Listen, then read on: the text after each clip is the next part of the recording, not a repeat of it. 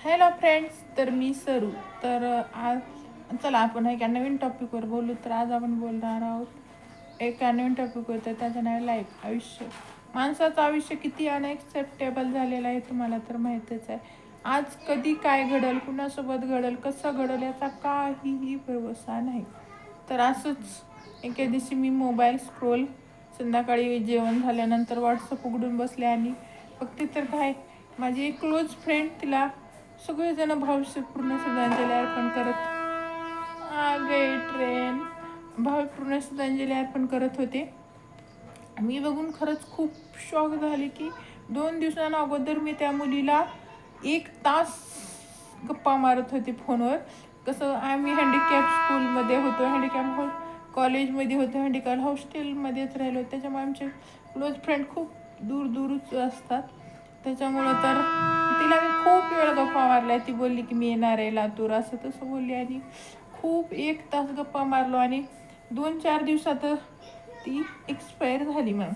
पण तिच्या खूप दिवसानंतर असं होतं की तिचं ती ना व्हॉट्सअप वापरत होती, ना इंस्टा वापरत होती, ना सगळे ऑनलाईन ॲप्स होते ते ती खूप कमी प्रमाणात त्याचा ती वापर करत होती. त्याच्यामुळे कुणाच्याच लक्षात नाही आलं की ती एक्सपायर झाली, गेली, काहीच नाही.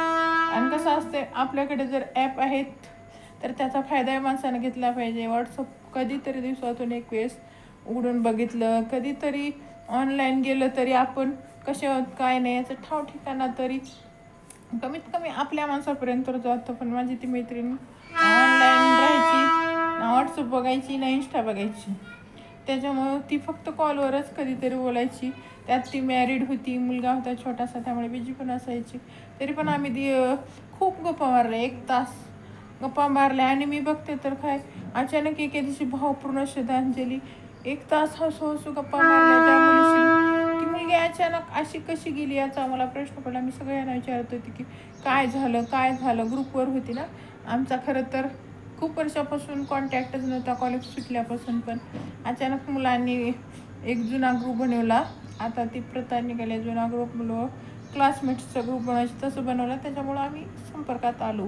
नाहीतर खरं तर आम्ही जेव्हा कॉलेज सुटलं आमचं तेव्हा जास्त मोबाईल पण नव्हते आणि आमचे एकमेकाकडं कॉन्टॅक्ट्स पण खूपच कमी होते, असं होतं. पण त्या ग्रुपमुळं समजलं आणि ग्रुपवरच कोणीतरी तिला ते श्रद्धांजली वाहिली पण होती. तेव्हा मी खूप म्हणजे खूप कसं वेगळीच फिलिंग्स येत होती की तिला तसं तिच्याबद्दल ऐकून. पण नंतर जेव्हा मी खूप चौकशी केली तेव्हा कुणालाच ग्रुपमध्ये माहीत नव्हतं की तिला काय झालं, फक्त ती एक्सपायर झाली एवढंच होतं. मग नंतर माझी क्लोज फ्रेंड आहे, तिच्या रिलेटिव्समध्ये तिला दिलेलं होतं. त्याच्यामुळे मी चौकशी केली तेव्हा कळलं की आम्हाला जेव्हा समजलं त्याच्या 1-2 महिन्या अगोदरच ती अटॅक येऊन अचानकच झोपीत गेली होती. आणि ती एक्सपायर होण्याच्या 1-2 दिवस आधीच मग माझ्यासोबत खूप गप्पा मारली होती. खूप म्हणजे काय, आमच्यामध्ये असा बॉन्ड होता की आम्ही 10 वर्षाला बोललो, आम्ही भली कितीही दिवसाला कॉल केला, पण एकदा बोललो ना आम्ही फ्री बोलायचं. की असा विचार कधीच व्हायचा नाही की मी तिच्यासमोर बोलते तर काय लपवावं लागेल किंवा तिला माझ्याशी काय लपवावं, असं कधीच आमच्यात होत नव्हतं. खूप फ्री बॉन्ड होता आमचा. आमच्यामध्ये सिक्रेट्स ठेवण्याची काही गरज नव्हती, असा बॉन्ड होता. पण अचानक तसं बघून खरंच खूप शॉक बसला. आणि बिचारीच्या मागं एक 5 वर्षाचं लेकरू आहे. तर खरंच खूप खूप वाईट वाटत होतं.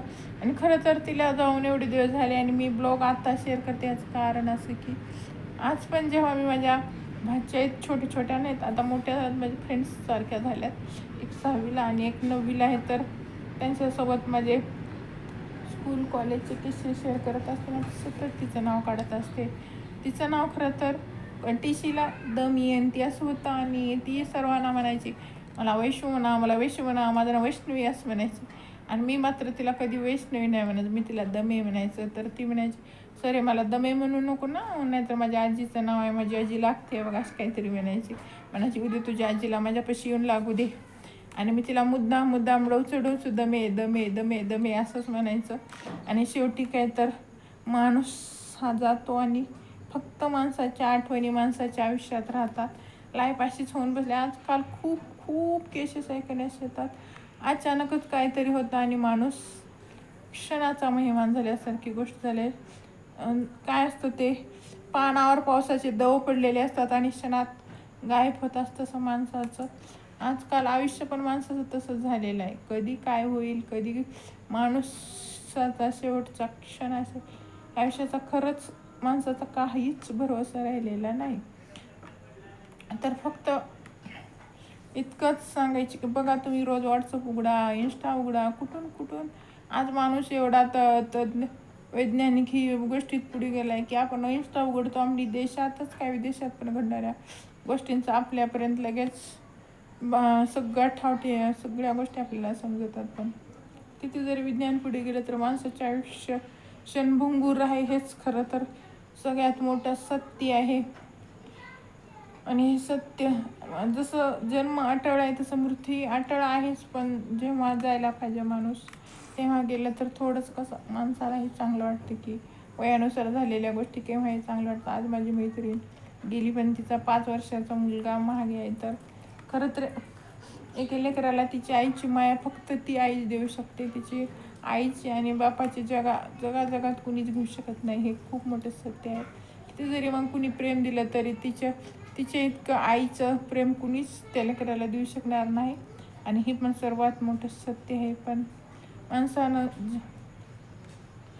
खरंच देवाकडे एकच प्रार्थना करते की जे होईल ते वयानुसार आणि न्याय झालं तर हे चांगलंच असतं. त्यामुळे सर्वांना देवाने सुखी ठेवा, सद्बुद्धी, निरोगी आयुष्य. आणि खरं तर माणसाकडे किती प्रॉपर्टी यापेक्षा किती सुख आहे हेच महत्त्वाचं होऊन बसले आजकाल. कारण पैसासुद्धा वेळेला काहीच कामाला येत नाही. त्याच्यामुळे माणसाकडे पैसा असावा, गरीबाला पण कोणी पुसत नाही अशी पण गत आहे. पण पैसा असावा, पण पैशापेक्षा कमी असला तरी चालेल, पण आरोग्य चांगलं असणं खूप जरुरी आहे. तर तुमचं याबद्दल आणि माझ्या विचाराबद्दल काय मत आहे ते मला नक्की कमेंट करून सांगा. आणि भेटूया नेक्स्ट ब्लॉग. आणि प्लीज सपोर्ट्स करा, माझे ब्लॉग बघत चला आणि थोडा फार तरी सपोर्ट्स करा चला please. It's humble request, please. Bye.